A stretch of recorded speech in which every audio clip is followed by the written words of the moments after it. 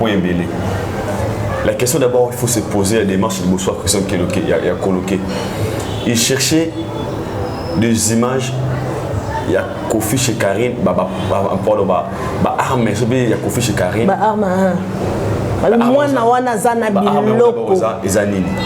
Premièrement. Et deuxièmement, il cherchait ça d'abord pour déstabiliser Kofi, pour échanger Nini. En fait, de ce open-là, sincèrement, on a un point de vue personnel. Si je peux parler, à propos de ceux qui musique à Congo, comment on va niveau et c'est là maintenant qu'on a la preuve, donc ça montre, ça donne une image que monsieur va repérer quoi comme bon mandé tout le monde dans les États-Unis qui a fait ce mouvement là apaisoir qui ne chute bête à chute si on a des armes tout le monde na Tupac na USA. Est-ce que c'est seulement ça qui est vraiment la musique congolaise a besoin? Je pense pas. Pour qu'on l'ait la façon de parler à audio à Christian Coloqué, tu verras qu'il y a un look où il y a normalité dans le dossier. Parce qu'à la base de tout ça, sur la bien au moins des dossiers, il y a Niki Menga. Selon l'analyse audio, on a sali. Tu vois un peu. Et il y a un dossier familial, comme privé. Ils ont besoin de jurité en public. Mais bon, il y a qui déjà mis dans la Taylor, il y a qui et R mis dans remarqué que non, ils ont symbole sous terre, commis au fingaye, soit disons azotinda bateau, fingaye mida et exposé audio wana parce que ça audio mongo et ça il y a fiston wana. Alors comment ceux qui exposent à l'ukuta tout ça on loi que non ils a l'ukuta si c'est vrai ils a l'ukuta comment content comment fallait to kana kina fallait tout ça l'arbitre qu'ils a l'ukuta parce que nous a toi ne peut défendre mututé pour nous selon analysant on est je suis pas venu prendre part des Fali non au milieu du village moi je connais selon l'acte. OK Pour moi je connais l'acte. OK parce que le coup là où est bimi m'a bien déjà libanda moni babara sous peut-être des messages on pourrait dire les montage mais ce sont des conversations il y a appel il y a une personne qui s'exprime et nous tous nous sommes là malgré les défauts de Kofi Olomide malgré ses erreurs malgré tout catégorie comme ça doit toujours nous déranger. Tous en apportent ça to use carrément moi Karine to comme hein pas besoin apporter ça ba use Karine ba utiliser pour avoir des armes pour détruire Fali Poupa bon monter que sopi bino tout ça assemblaté ba warrior bolim ça rend vraiment lelo franchement et loko fiston coloqué na bino on va plus dans sanction et sopi makasi parce que ce qui est comité na niveau abimisa audio wana cela veut dire fandé na Fali Poupa BBM Bibiche Mbombo officiel. Toujours à la pointe de l'information. Abonnez-vous, likez et partagez. Bibiche Mbombo officiel, votre chaîne de référence. Hello les amoureux de Aïdor Media TV et Bibiche Mbombo officiel. Est-ce que ça va chez vous? Je vous aime bien, je vous adore les amoureux en tout cas. Nous sommes là dans le cadre de notre émission Bia Analyse, une analyse qui est toujours faite par Bibiche Mbombo, Plasma et Aïdor Media TV, le Brésilien. Un grand merci à vous partout, vous êtes connectez-vous. Hein, donc cliquez à cette cloche de notification et comme ça la biso kitoko, ou cliquez à all notification. Donc cliquez à notification sur bandoué là et kosa la biso vrai kitoko. Merci à tout le monde. Merci à celui qui est à la prise de vie, les rôles dans l'ombre, les rôles dans l'ombre. Un grand merci à toi. Merci naba obalanda biso, merci naba commentaire na bino bosalaka et ça la biso kitoko et encourage à biso ba commentaire na bino bo s'abonner ka bo partager ma vidéo et kosa la biso kitoko. Ici c'est l'analyse intelligente. Voilà. Nous allons parler de Kofi Olomide ba audio ya fiston coloqué au bimi et ça les rage na internet et bouger internet voilà donc le belango parce que c'est actualité. Nous allons parler de Karine Mokonzi Oyopé à sa base il y a Makambouana et Balimba Yuzie pour retirer en tout cas ma morceau laissé belé aboti kalawana. Nous allons parler de Inosbi ba construction na Goma n'a construit en tout cas ba maison pour na ba sinistré à Goma et en tout cas nous allons parler de beaucoup de sujets. Voilà, je suis pas seule comme vous le savez dans cette émission, je suis avec Aïdor Bokala, le Brésilien. Mais bien, le bien en tout cas. Bon encouragement à bien, ça va bien. Herbine Bolubara Bongo et ça va bien. Voilà, je suis avec lui. Tout maintenant nous quatre ils sont là ma solongo malgré tout ça irrégulière. Mais tout ça l'effort, tout ça la réguler parce que tout c'est Sabino. Merci beaucoup. Aïdor Bokala, le Brésilien. Bonjour. Comment vous allez? Très bien, on parle à Castédien, ma sister, comme d'habitude. Malgré tout moi Kala, mais on est là en fait. On est là, Tolobi. À part Moussala Oyo, Nassima caméra, Tozapina Moussala Moussou, Tozapina Makamoussou, Tosala en tout cas, bon tenir biso rigueur, mais Tosala effort toujours pour te satisfaire bino. Boni actualité, boni maramba musique, boni maramba qui ne makam. Très bien, on a nzambe bika twana mbokango. Bon, à vitesse, les bâtiments Balobara. Donc tout ça se passe bien. Donc, déjà, avant de commencer, je m'aimerais dire un grand merci à mon sponsor officiel, le boss Imad Kojok, de Last Man Standing, Otalabiso, un boss Abogar. Un boss Abogar, Big Suzubi. All right. Bibi Chimboum officiel, le président Média TV. Ok. Au Bolinga, toujours Biso, tout ça, on a pour Nabino Pepwa. Donc, ok, merci Tozawana pour la bino to le béanano makamuya audio et hindi lobby parce que ça y a vraiment des actualités to bito ko la télé il faut tout ça la analyse to le bélango batindelinga personnellement nga batindela kinga ba audio ya fiston coloqué la façon dont a sa conversation na mida waza chroniqueuse peka kaza fi youtubeuse kaka ya Taylor mi de la Taylor si je me trompe pas na audio wana azoloba azana posa ba use Karine Mokonzi ba soutirer yé ba image ya Koffi Olomide ba information ya Koffi Olomide pour ba déstabiliser Koko Dianzombo to benga na kombo ba benga Koffi Koko Dianzombo et pas fisto coloqué au azali bureau ya Fali. Par là dans nous, qu'est-ce que tu peux dire parce que les moi moulaï question à liboso zawana.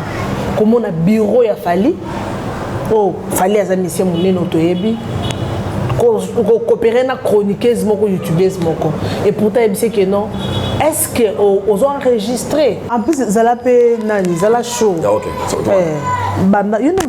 donc comme je disais bon temps la kango donc maman pourquoi les alors de Solang en Afrique si tu te souviens comme il y a affaire il y a Koffi na Fali pourquoi je sais que les gens oublient et ça que Momo moi il y a une histoire va changer en monter histoire changer en monter pourquoi parce qu'aujourd'hui si on a connu Fali aujourd'hui s'il est Fali au hasard c'est parce que peut-être pas les Canadiens pas peut-être mais c'est parce que les Canadiens quartier là-dedans tu vois un peu bah Fali bah ça bah fruit il y a Koffi Olomide et artistiquement Fali hasard moins il y a Koffi Olomide la logique des choses donc Koffi il doit d'abord premièrement fier partout il sera de dire que Star Wana ça va sexy Wana il vient de chez moi qui est Fali Poupa donc d'autre part je peux dire alors ça là on est naï mais tout le monde a l'ose là papa Botibana 5 to 7 bana les gens ont mort bête sa position ma casse comme on a là on son la famille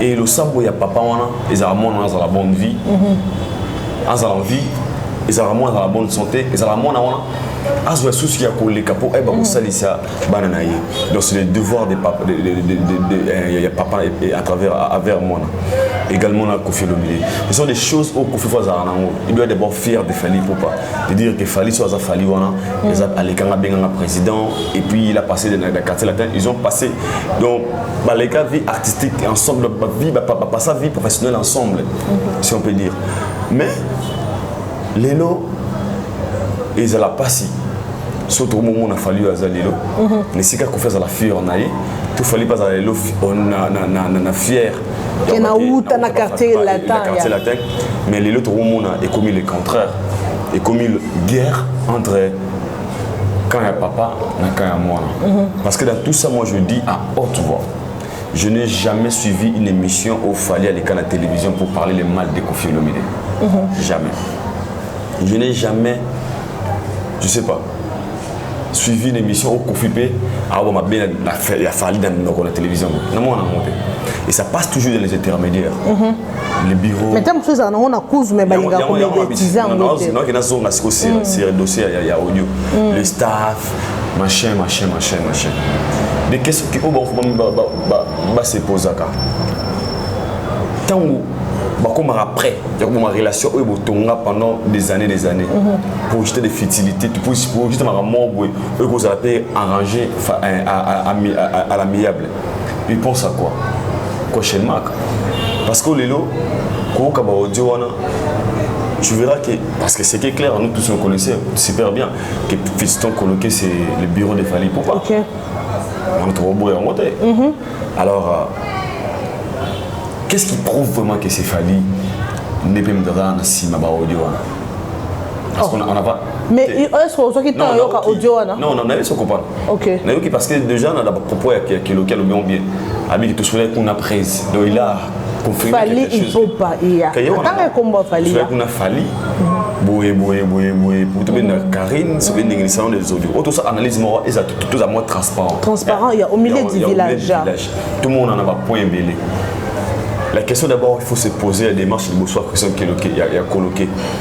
Il cherchait des images. Il y a Kofi chez Karine, arme, il y a Kofi chez Karine.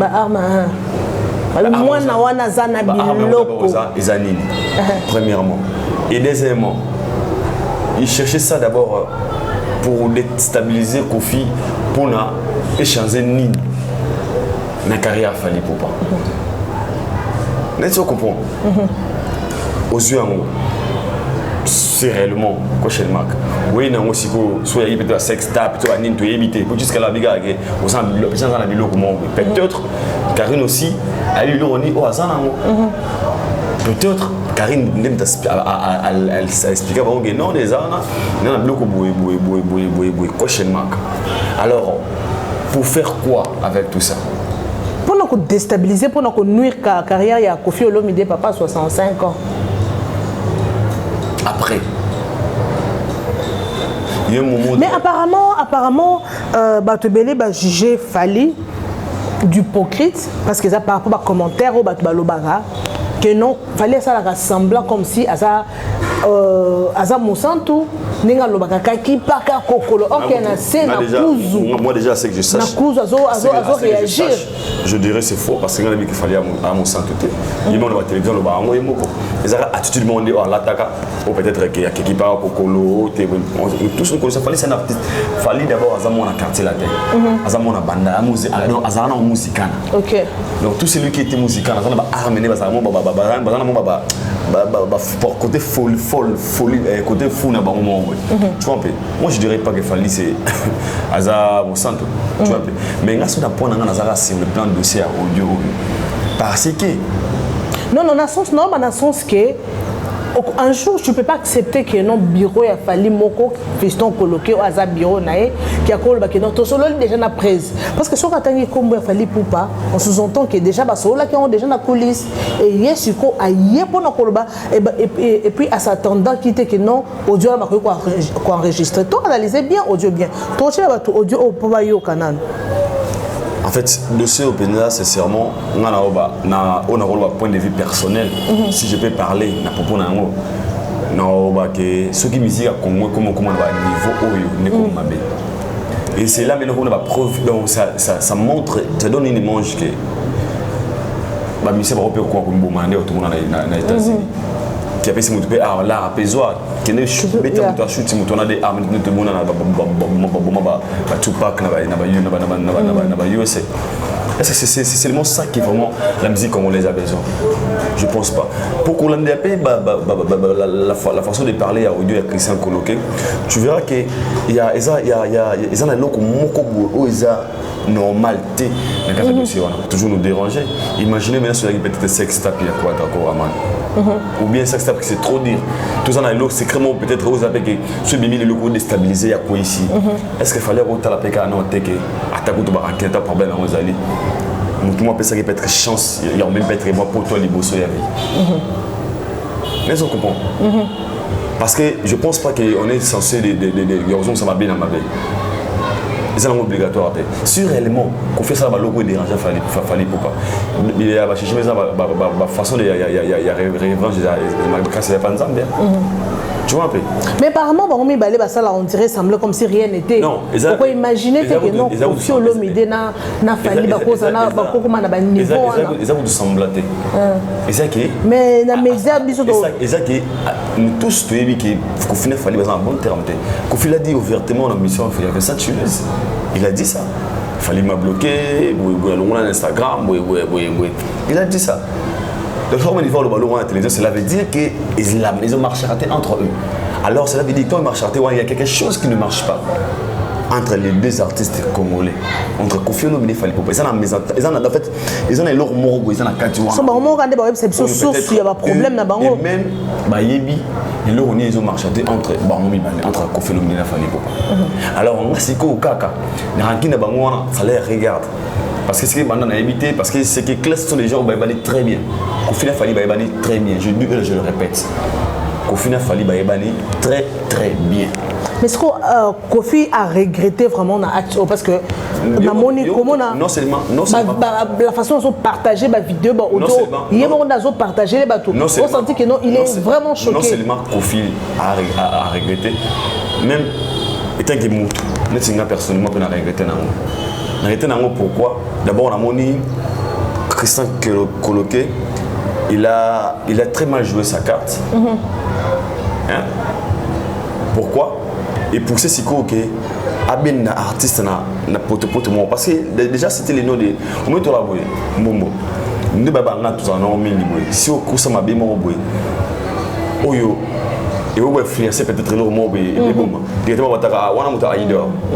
Ils ont confié parce que à tout moment on vit ensemble, tout en boulara, tout ça partout. Tu vois un peu. Alors quand on voit déjà ce genre de choses, et puis citer les noms de Fally Ipupa, directement les gens vont considérer un mot.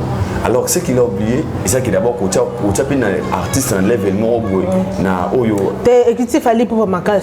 Oyo américain. On a photo tant on a pas combo dans donc écrit makas. Ça ça américain on te wana y a bande sur le Momo malgré des erreurs, malgré problèmes kolingaka ko prépara passer moninga te. Na mona bete ki ba ko fa ba basala ba parfait ba yowera basala mabelo ndi ba bo ba di salaka.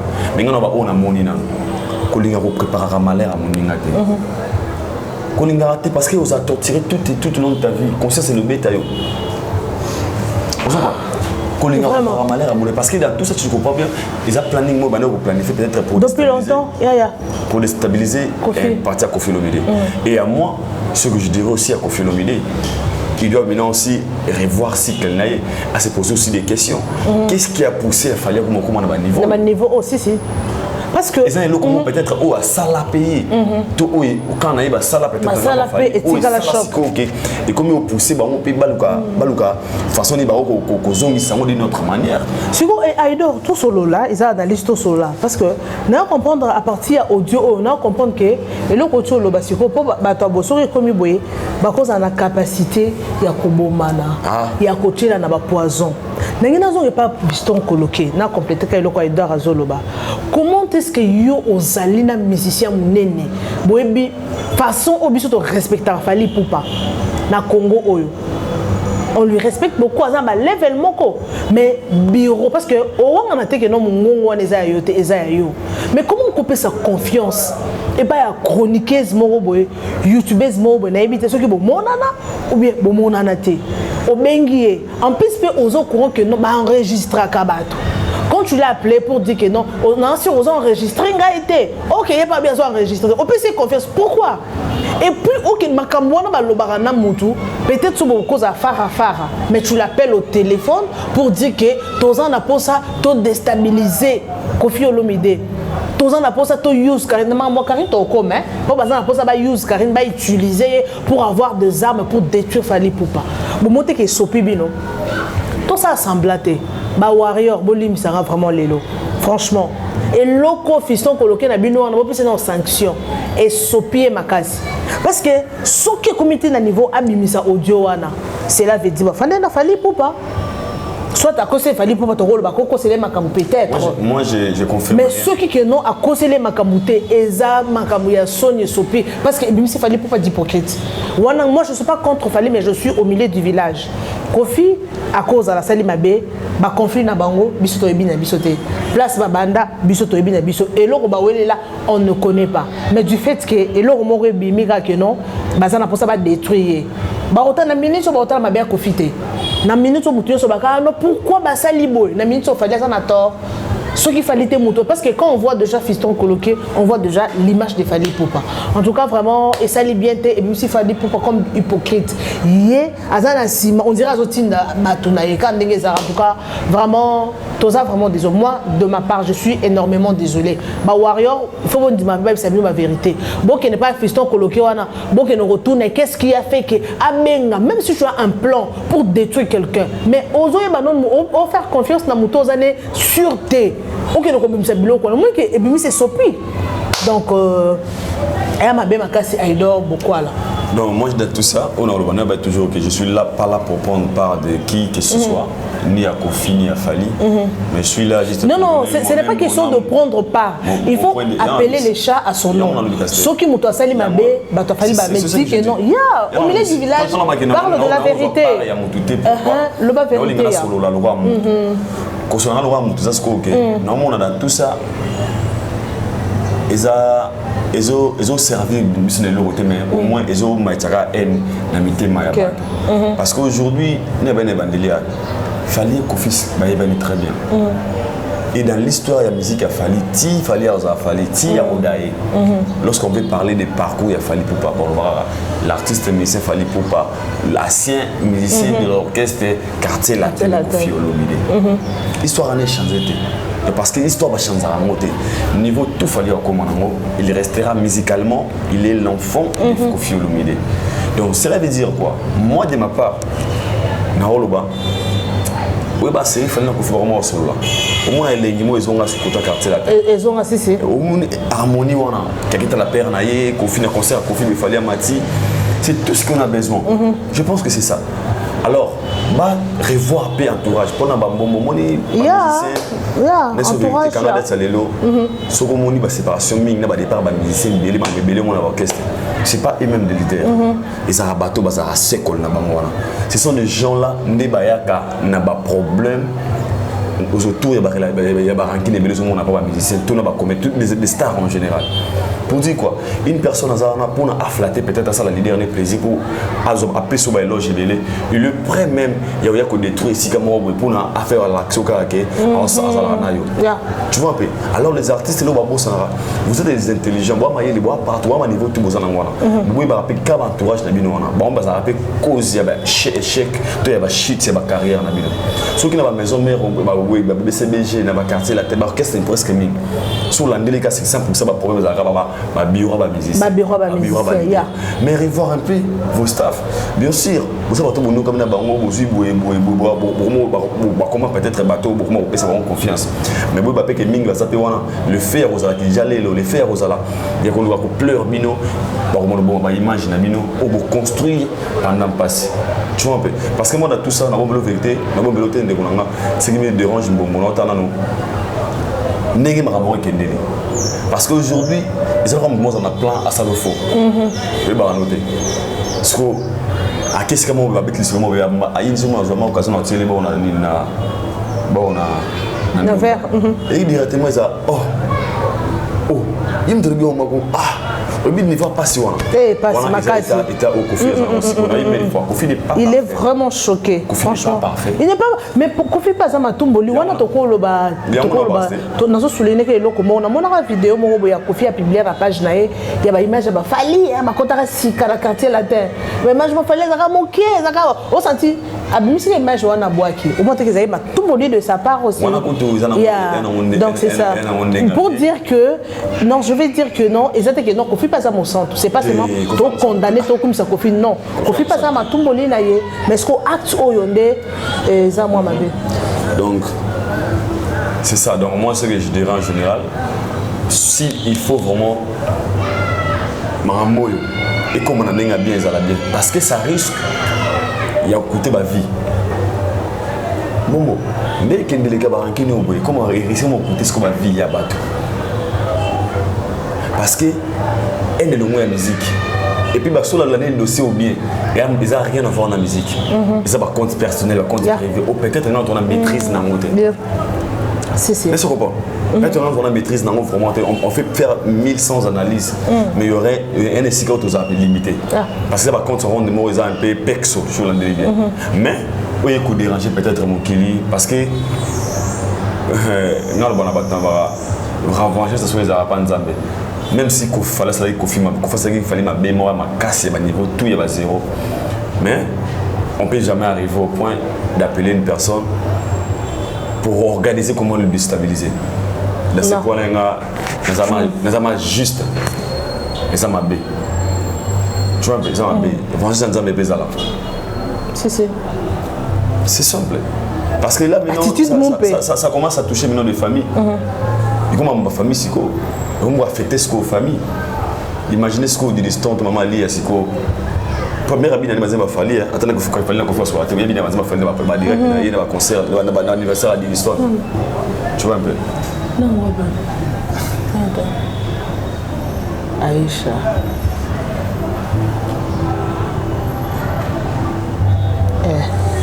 Le boka n'absent yango. Voilà nzale. Francis aussi ça n'est pas lié. Aussi ça n'est pas lié.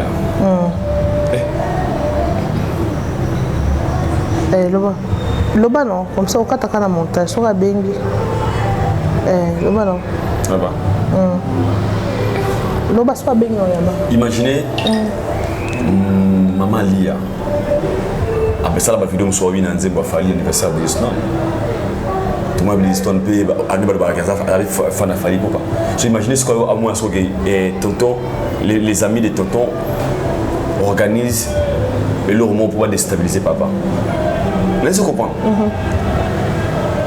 Vraiment. Ça fait très mal. Et comme ça, et comme ça, privé. Et comme ça, on va affecter ma famille. Et moi, dans tout ça, je dirais si réellement, fiston que le coloqué a ébaïqué, fille à quoi enregistrer, tout a été peut-être fille à enregistrer à rabat. Elle n'allait pas comme ça l'acte à saler. Pardon, il n'allait pas sur le 5 gars. Comment niveau comment beauté parce que c'est une manière d'exposer son ami Fally Ipupa qui est une grande star reconnue mondialement. C'est une manière aussi de exposer alors si soit vraiment ok et l'autre on a fait la parole va rester là-bas tout alors comment d'apprendre alors moi de ma part ça m'a beaucoup dérangé, ça m'a beaucoup choqué na mon nier à jouer qui provenait qui professionnalisme était si bah il plan va peut être la procès à bon bah faire bien fier na ba kuta na rendez-vous et attends ba kuta na rendez-vous nzambe ka pas linga pe blanc nzambe pas linga on to bengo ça confusion donc moi confusion nzambe que la paix règne encore une fois.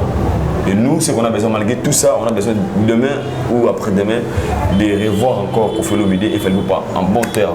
C'est ça, le souci à Bissou. Alors, comment on a audio, on a quand on s'est analysé sur audio, à l'objet, Bissou, tu as use Karine Mokonzi, tu as utilisé les ballons en français, tu as utilisé parce que tu as ben d'aba arme, azana ba arme, tu as ben d'abilo et pas naïe.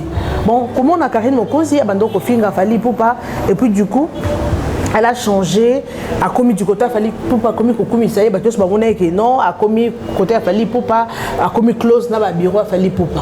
Or ils ont qui stratégie au baron bandé comme ça là pour ba user, ba utiliser, ba bender ba plan. Mais tout ça n'y avait toujours bien. Il y a aussi ce que le roi communiqué. Il y a le barabé émission on a tout chaque fois na bandé là. Nous ça là on est comment. On ne vient pas pour toute information, tout transmettre, tout un message, mais ils viennent nous utiliser pour ma camote et nous tourner ma communauté. Laissez comprendre, là tout ça. Karine elle était peut-être innocente, mais on a voulu, en fait, dans tout ça je dirais, dans mon sala crédibilité dans la monsulté. Crédibilité parce que baby que biso tozana pour kota makambo o etali biso te to faut to sona makambo etali biso te to bunda makambo etali biso te donc en fait on est juste là pour donc tout le monde ba compte donc on regarde compte ça rendre bateau nous on est venu là ba biso mois décembre 300 oui pour aussi ça ba canal ya bateau oui yo le roi oui ba nous moins influence c'est pas ça ce qu'on a besoin mon et dans tout ça parce qu'on a parce que atasco lelo est-ce qu'on est tellement obligé de passer à la télé et aux arcanes à Cameroun de venir défendre? Comment tu peux dire que moi je suis là pour défendre les musiciens? Non, c'est pas notre rôle. Aïe, n'est-ce compétent qu'à l'eau moni audio n'engé bimi et ça juste c'est pas seulement pour Karine au Kozu Kofi ou quoi ou qui plutôt. Et ça la rappelle pour Nabiso Nyonso. Et là quand on le bat quand on vient devant la télévision et ça pour tout le bac n'importe quoi, c'est pour informer, divertir et tout. Nyonso wana ils ont interpellé surtout bateau bazaka du camp que musicien appelé sur Mongo oui pour finga.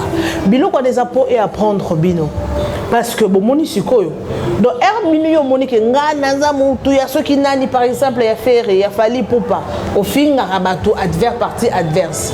Bateau musu bazora mbongo bako photo musicien moko photo mbongo mais il y a d'autres gens basa lango gratuitement au monde a chroniqueuse moko abimi à cette chaîne abandika ko attaquer fali popa abandika ko attaquer faire rigolo dans le vide fali popa peut-être a yemioté peut-être atala kayote à mon côté on ça les chaîne bon je sais pas peut-être esa façon à gagne pain et le bas fali popa le bas et aller sur internet que bazo finga fali popa bazo ta comment fali popa moi ba vu ezokota comme ezokota mais est-ce que eloko eza pour interpeller bino bato bozara wana sala musala na yo sala musala no normal zalo milieu du village aidor nem si to sala émission na biso to za au milieu du village total matin pourra pas OK total maka ata bato bazota la biso baza 10% 15% parce qu'on parle de la vérité mais ce que mona que notre zala ki wana tozo finga parti mususu analyse moko ya kozaka de l'autre côté au mona que epesa makam mususu mais biso awa bon tozaka te to le ba toujours au milieu du village parce que tala lelo Karine Mokonzi c'est bien bon hier ayaki azonga pemi na fali poupa que basa la réconciliation alors la fali poupa ce ko eloko oyo ce ko audio honnête ce qui déjà yoki ou pas et loko est refan d'abord tant que mutu ce qui a réfléchi ça bien et ça l'est bien que batu moko do ba pour ça na pemi no pas use yo et on ça la bien taille donc quoi dans tout ça ndoto biolobina bandelia toiba tina musala na biso on est appelé pour faire quoi? Tout pour la copie ou pour la nini? Tout pour la musalo pour la nini? Ça fait trop mal. Maintenant, en fait, sur l'audio, des fois, on a un attends, j'étais vraiment choqué. Dans la vie, il faut toujours être prudent. Si. On ne sait le jamais. cœur de l'homme. Il faut toujours être prudent. Parce que Karine aussi, même quand on disait Karine, ne savait pas. Tout ça pourrait arriver. Et puis, Fiston Peter Arnaud, ça l'appelle audio. Il ne savait pas qu'il mis des peurs à avoir enregistré. À quoi enregistrer, non. Donc c'est qu'on ne sait jamais. Après ça qui est confiance. On ne sait jamais. Tout le monde dit moi, never trust anybody. Never trust. Hey. Donc pas confiance dans mon tout parce que Fiston c'est les confiance dans Mida trahi. Mida c'est les confiance à créer Fiston. Par mon finger. Karine c'est les confiance au Nabangwe. Bah ça lié. En fait, ils ont tellement un peu souci dans ma mère. Moi je sais que je dirais. On a retenu comme leçon. Ils ont dit toujours ça m'a bien dans ma bête. On a retenu comme les, on a repéré comme conseil. Toujours ça m'a bien dans ma bête et pour nous, on a mis comme Karine n'a pas mis de bazar. Tout ça va conseil, on a mis sur tout ça et moi je te dirais, on va bon gars, bandeko, tout comprendre né bateau va sur abisso. Ils nous prennent pour qui? Est-ce que va sur respect mais maintenant qu'ils m'ont pas des sangs, tout PC exclusivité et information. Moi sur exclusivité il y a information sur la famille Robin Karine Mokonzi tout va tout mis va passer pas partager non pas bien bonne fertilité pas bien fertilité pour ce moyen ma information sur bien il y a Ika bon ils ont président pour l'association on appelle Ika mais quand on veut des fertilités est-ce que pas Karine Bamida parce que l'image que vous avez donnée à la télévision l'image que vous avez donnée vous-même à vous on reste dans la droiture Si on me dit qu'on a bien vérité, I don't mind, I don't care.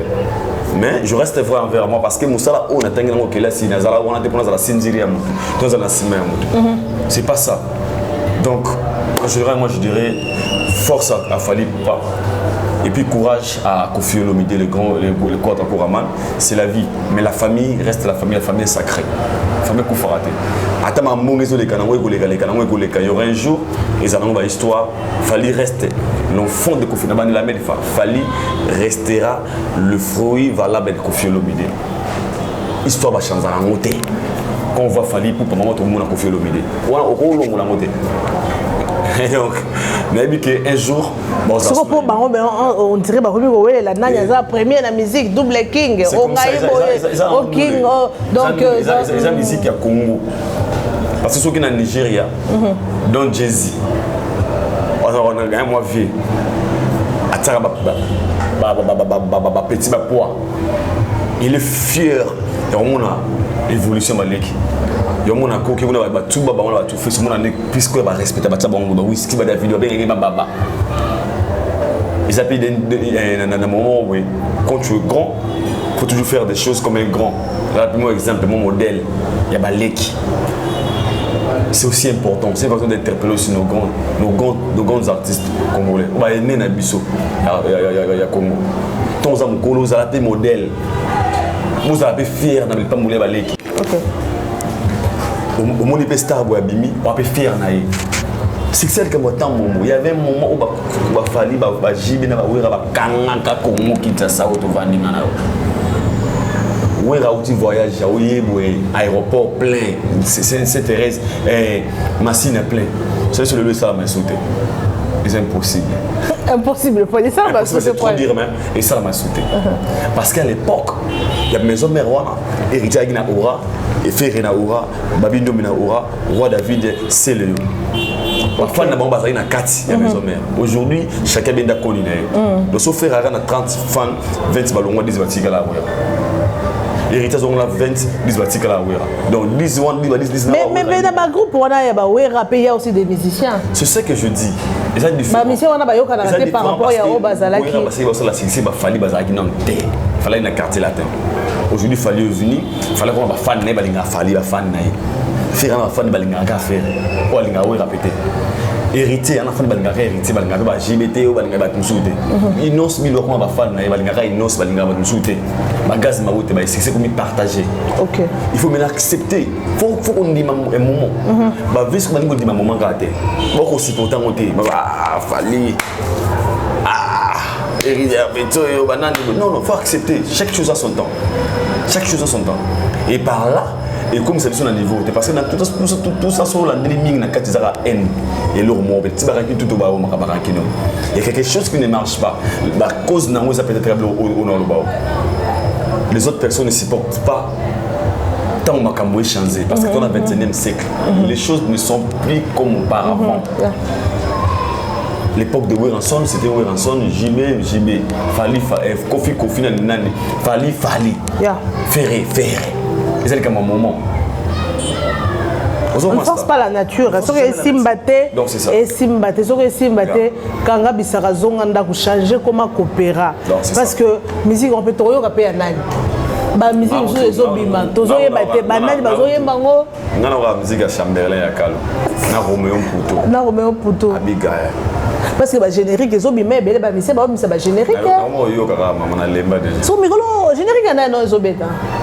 C'est pas générique belé, c'est belé, tout le monde Robin a Mimisi, la Chuchumia qui est pas Mimisaki, qui bondo. Il ne sont pas Mimisaki en fait. Et bien les gars, moi je donne la chance, n'a pas Misseni, on n'a pas la chance. N'a pas arrêté, autant studio de art, c'est un zembo. N'a pas arrêté, déjà moins inspiration et ça veut dire que au salon on a cet esprit de saleté et puis sur maïli wana. Attends c'est que c'est joueur mais le fait qu'à réaliser que le roi a pensé comme une réalité et comme bruit. Moi j'encourage. Sorry. en tout cas tu vas souffrir de la musique hein. Je sais pas ça parce que biso na Congo biso surtout tout ça là que le comment quoi il tombe quoi là tellement moninga beti générique wana et beti yo pe otalika be nzambe générique ne beti c'est qu'il faut la mettre pe générique le biso tout ça la vie ya et loko moko kaka nous faisons la même chose quoi. Après à la fin il gagne pas le tour de terre na bango c'est pas pour faire pauvre. Après tout ce qu'il nous montre comme réalité et lorsque va pouvoir tout le monde qui va avoir rien. Je suis désolé papa il m'a pouvoir pauvre. Soit il a dit Zara qui n'est papa parce que la musique congolaise d'abord que la musique congolaise est bien établie dans le Congo. Ils ne mettent pas les artistes à leur place. Ils ne mangent jamais dans le tour de terre na bango. Vraiment vivre dans ma scène avec des choses comme le roi qui s'est retiré à Lobi Nalandi, quand tu as parlé de Abed Dachou, Lobi Nalandi, image moko boya, garçon moko Ousmane, ouais, Jampa qui n'a mis pour nous sauver moi na ya muké. Nana qui image wana azolo bana Abed Dachou. Abed Dachou. Appelle beaucoup. C'est ça, c'est l'image avec nous, t'as vraiment, t'as comme qu'on chuté, dans le lobby, Abed Dachou, mon ami, ça t'en est au sabanaliste. Yo pe Ousmane ata yo moro fama. Yo uti moro kuna kaka po sauver qui m'a non Jampa qui mire, si c'est écoute si là yo, de comme il a dit Abed Dachou. Tout ce qu'il fait, c'est pas son devoir. Abed Dachou. Il fait parce qu'il a un bon cœur. Mais il a droit à été, devoir à été. Devoir à été, si. C'est juste pour aider. D'abord, l'État Nabiso, le chef de l'État, le premier citoyen, il y a Congo. Akanisa Batou, Akanisa côté culture. Parce que les lots, les ne sont pas autant drapeau. Le sport, c'est bien. Mais le sport, c'est retrouvé. Mais tout pour la wana. Même bon que tu as rappelé wana. Même énergie on va monter dans la culture. Na comment le dire. La musique, na théâtre et puis arrêter belé. On va culture na biso parce que aujourd'hui pas tout que comment otenze mbatuni. Oh, les lingala. Oh, est from Congo. Mutayi kulia ngote pa ba Congo mokana ya président ni bien par rapport ya ambassadeur Monzembo mo ya fallait mettre quelque part, Zimba profiter quelque part. Mais quand tu viens ici au Congo vivre dans le droit de terre, dans le monde. Les artistes vont pouvoir parce qu'ils donc c'est malheureux. Donc succès Zali mais est-ce qu'on va se retrouver vraiment c'est malheureux mais on les garde nous. Only God knows, vraiment nous chutons déjà. Hein, donc le temps, bon comprendra qui tu n'as pas dit les kinga moukier dans l'enfant nous dirait n'a pas dit les bons gars et tout. Pour comprendre dans ça quand la mouvement ben on n'a pas de choix donc l'enfant nous dirait on a fait les bons gars et tout. Eh on m'a emmené aux amis. En tout cas toi on a pour ça soutien na bino et comme ça la biso kitoko to le biso to ya kaka to le bara vérité. To le bara vérité ce qui m'a bé ezali to le baka non m'a bé koto yo ezali to bongisa parce que nyonso eza makambo baloba nyonso eza kaka makambo voilà nous sommes pratiquement à la fin l'autre le baki to le bela séjour parce que ezali les actualités ou eza vraiment sur la toile ou ezo sala ba analyse biso pe to baki non biso pe to ya awa to mekampe ko sala eloko vraiment de ma part je suis énormément déçu parce que Kofi Olomide aza mutu aza na plein de défauts aza na ba défauts na c'est bien bon ana ba défauts na et tant que papa les longs na edor de tozabo ceux to bebani nous sommes déjà une famille ceux to bebani mais il y a d'autres choses na cause na ba limite pour non salango on se comprend to cause to solo la kate mais il y a d'autres choses que Nathalie malgré salanga mabe malgré na salai mabe il y a d'autres choses je peux pas le faire mais comment matin à niveau ça quoi au planifier au bon moment c'est le moment pour qu'on détruit mon tout déjà déjà tuer quelqu'un à tu fais donc c'est ça et là tout le monde était choqué franchement on a évité à moins que ça l'assemblant il y a Rosala du côté de l'autre côté de Fali Poupa mais si tu es un homme qui est juste au monde que non en tout cas piston coloqué à ça qui est vraiment ma baie c'est bien bon comme beau fan d'abord détruire mon tout mais et Mimi déjà n'a pas ça donc moi déjà image à ma baie tu peux tuer quelqu'un au côté de mon tout poison donc c'est ça en tout cas Fali Poupa me camper pour revoir bureau na yo hein mais quand on peut revoir bureau non bato baza tout autour parce que toko condamné ka fali pour or que peut-être entourage naie peut-être ba betali so té préso sala boy té vraiment quoi ça qui besoin de ça boy donc et ça vraiment malamu mingi té bon mais quand on peut revoir ba bureau mais parce que boy et salir déjà image il faut qu'on se le dise et salir déjà image que bureau fallait faut pas ba fandaka pour ba lobela ba tumabe ba fandaka pour planifier comment faire du mal aux gens donc fallait pour pas ça musicien na biso to lingake mingi asala musala ne bien azo représenter biso partout azo kende en tout cas bon mais camper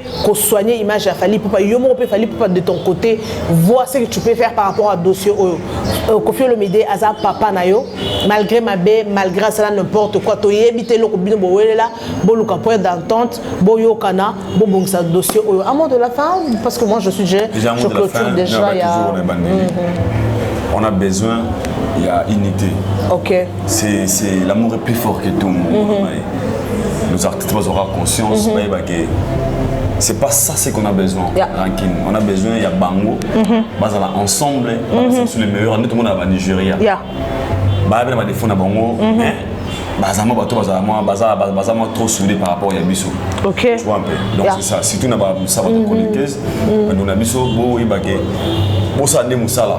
Bo na bo ça utiliser pour nous régler la compte, c'est rendre par compte, c'est rendre bato. Donc c'est pas vraiment bien. Dans tout ça, je dirais d'abord un cas merci bato tout bato Biso. Partout à travers le monde et n'a pas cette station déjà. Cette station on a une MI, il y a beaucoup MI il y a beaucoup MI ya bomwana mama na ngai la confiance du chef Talabiso c'est que bien MI Talabiso bato tout balinga beaucoup je vous aime aussi donc le mazara MI ya bomwana Big Zuzubi à toi merci beaucoup na bino bato bolinga biso bolanda biso de près et de loin bozo ba image au beau partager so bo comprendre que non analyse auto sala auto lobaka bien mozuka bo partager et ça nini. Ce petit like, et ça là, ça ne te prendra pas même une seconde. Au like, au cliquer sur la cloche de notification, au s'abonner juste pour nous soutenir, mes amours. Donc voilà, pour aller l'autre, ceux qui ont un sujet au prochainement, tu as un sujet, en tout cas, il y a un numéro là-bas, Bobenga, na Aidor Boko la TV, Aidor Boko la TV, tiens numéro na ngai, Aidor Média na chaîne na yo. Ngapé na ozo oya yo na chaîne na sengo en pleine émission. Pour moi ça n'existe sens.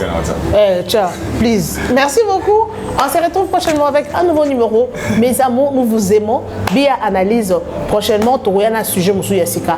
Merci beaucoup. Bye. À la prochaine. Bye bye.